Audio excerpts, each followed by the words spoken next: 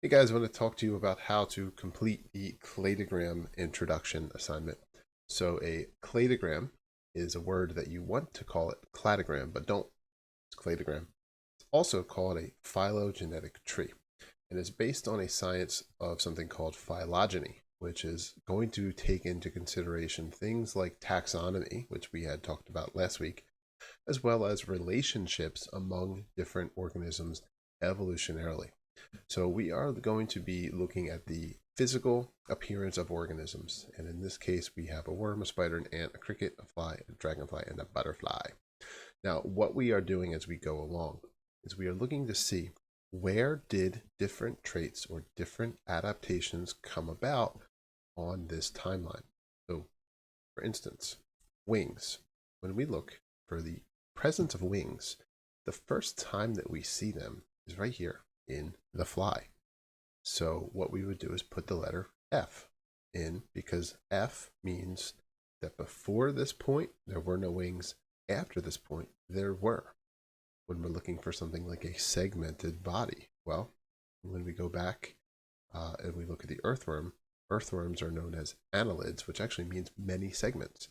So there's going to be lots and lots and lots of segments there. So we would literally put the letter A in that case. What you'll do is go through, and each one of these letters corresponds with one of these traits, and you figure out where each letter goes. Next, what you'll do is create your own. So I have here a slug, catfish, frog, tiger, and human with different traits: cells, backbone, legs, hair, and thumbs. So what you will have to do is put a mark in this table that shows where each one of these traits may have come about. So I, for instance, have the tiger filled out. Tigers have cells, they have a backbone, they have legs, they have hair, but they don't have thumbs. So you will see when you go through the different traits that these organisms have, just put an X in their row if they have that trait. And then what you'll do is move down and create your own cladogram.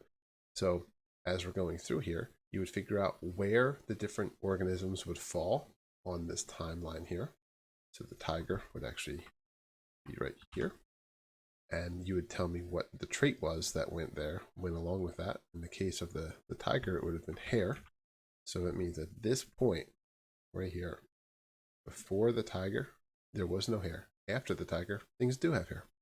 So you will just go ahead and fill out the sheet based on the 5 different organisms and the 5 different traits. And that's the cladogram.